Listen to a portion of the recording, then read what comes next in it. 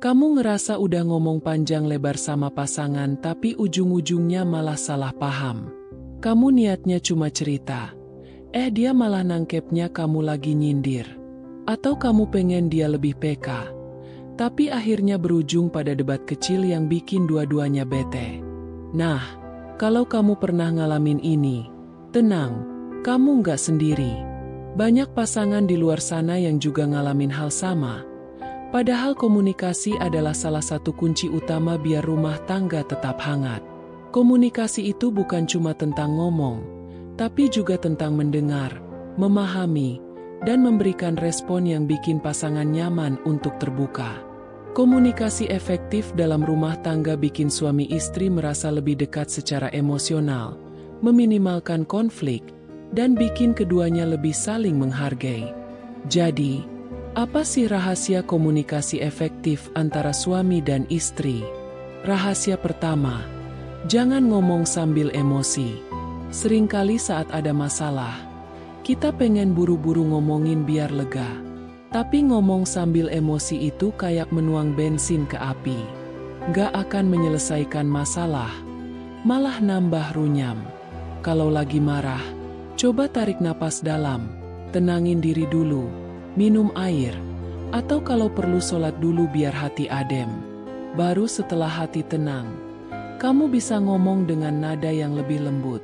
Istri atau suami bakal lebih mudah nerima kalau disampaikan dengan cara yang baik. Rahasia kedua, gunakan kata-kata yang positif. Saat ngobrol sama pasangan, hindari kata-kata yang menyerang atau menyalahkan. Misalnya, ganti kalimat, kamu tuh nggak pernah bantuin aku. Jadi, aku senang kalau kamu bisa bantu aku. Dengan begitu, pasangan nggak akan merasa diserang dan akan lebih terbuka untuk membantu. Kata-kata positif juga bikin suasana obrolan lebih adem. Rahasia ketiga, belajar untuk mendengar dengan penuh perhatian. Jangan cuma pengen didengar tapi nggak mau mendengar. Seringkali pasangan hanya pengen didengar tanpa ingin dikasih solusi. Kadang mereka hanya pengen melepas penat dengan cerita. Jadi, saat pasangan cerita, dengerin dengan tatapan mata, anggukan kecil, dan jangan sibuk main HP. Dengan mendengar, kamu bikin pasangan merasa dihargai. Rahasia keempat, gunakan bahasa tubuh yang mendukung. Kontak mata saat ngobrol itu penting, karena menunjukkan bahwa kamu serius mendengarkan. Senyum, sentuhan lembut di tangan atau pundak saat ngobrol juga bisa bikin pasangan merasa nyaman. Bahasa tubuh ini jadi sinyal bahwa kamu hadir sepenuhnya saat pasangan berbicara. Rahasia kelima, jangan menunda pembicaraan penting. Banyak pasangan yang memilih diam saat ada masalah, berharap masalahnya hilang sendiri. Padahal masalah yang gak dibicarakan akan menumpuk dan meledak pada waktunya. Kalau ada hal yang mengganggu hati, sampaikan dengan cara yang baik di waktu yang tepat.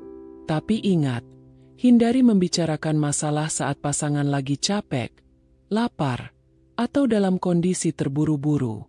Pilih waktu yang tenang, misalnya setelah makan malam atau sebelum tidur. Rahasia keenam, gunakan humor untuk mencairkan suasana. Komunikasi dalam rumah tangga nggak harus serius terus. Kadang, melempar candaan ringan bisa bikin suasana lebih cair dan membuat obrolan lebih santai. Tapi pastikan humornya nggak menyakiti perasaan pasangannya. Rahasia ketujuh, validasi perasaan pasangan. Kalau pasangan cerita tentang rasa lelah atau kesedihannya, hindari meremehkan perasaannya. Misalnya dia bilang, aku capek banget hari ini. Jangan jawab, alah capek gitu aja. Lebih baik jawab dengan, iya aku ngerti kok kamu capek.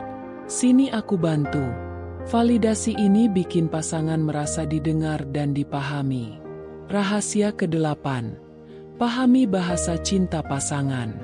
Ada pasangan yang merasa dicintai lewat kata-kata. Ada yang merasa dicintai lewat sentuhan. Ada yang merasa dicintai lewat tindakan. Pahami apa bahasa cinta pasanganmu, sehingga komunikasi akan lebih efektif. Kalau pasanganmu tipe kata-kata, maka kata pujian akan sangat berarti. Kalau tipe sentuhan, maka pelukan atau genggaman tangan akan membuat dia merasa nyaman. Rahasia ke-9. Jangan membandingkan pasangan dengan orang lain saat komunikasi. Kalimat seperti, "Coba deh kamu kayak suami istri si Anu," hanya akan menyakiti hati pasangan. Fokuslah pada hubungan kalian dan cara kalian menyelesaikan masalah bersama. Rahasia ke-10. Bersikap terbuka dan jujur. Kalau kamu merasa ada hal yang mengganggu hati, sampaikan dengan lembut. Jangan dipendam karena takut menyakiti. Justru dengan menyampaikan secara baik akan mencegah munculnya prasangka. Keterbukaan ini penting untuk menjaga kepercayaan antara suami dan istri. Komunikasi juga nggak melulu soal hal besar. Obrolan ringan setiap hari juga bagian dari komunikasi efektif. Misalnya saling cerita tentang aktivitas hari ini, hal-hal lucu yang terjadi, atau sekadar bertanya, "Kamu mau makan apa malam ini?" Obrolan ringan ini menjaga kehangatan dan kedekatan emosional. Komunikasi juga tentang mendukung impian pasangan. Misalnya saat istri pengen belajar hal baru atau suami pengen mencoba usaha sampingan. Dengan komunikasi yang baik, pasangan akan merasa lebih dihargai dan didukung dalam perjalanan mereka. Komunikasi efektif juga membantu dalam hubungan intim. Dengan komunikasi yang baik, suami istri bisa saling memahami keinginan dan kenyamanan masing-masing. Ini akan membuat hubungan intim menjadi lebih menyenangkan dan berkualitas. Terakhir, jangan lupa untuk berdoa bersama. Doa adalah bentuk komunikasi dengan Yang Maha Kuasa dan juga sebagai penguat komunikasi antar pasangan. Ketika kalian saling mendoakan, hati akan lebih lembut dan komunikasi akan lebih mudah terjalin. Jadi, komunikasi itu adalah keterampilan yang perlu dilatih setiap hari. Bukan berarti setelah menikah, semua komunikasi akan lancar dengan sendirinya. Perlu kesadaran, kesabaran, dan niat untuk saling memahami. Komunikasi yang baik akan menjadikan rumah tangga lebih harmonis, suasana rumah lebih hangat, dan hubungan suami istri semakin erat. Sekarang aku pengen denger cerita dari kamu. Menurutmu, hal apa yang paling sulit dalam komunikasi dengan pasanganmu? Atau mungkin kamu punya tips komunikasi yang selama ini berhasil bikin rumah tanggamu tetap hangat? Tulis di kolom komentar biar kita bisa belajar bareng. Dan jangan lupa share video ini ke pasanganmu ya.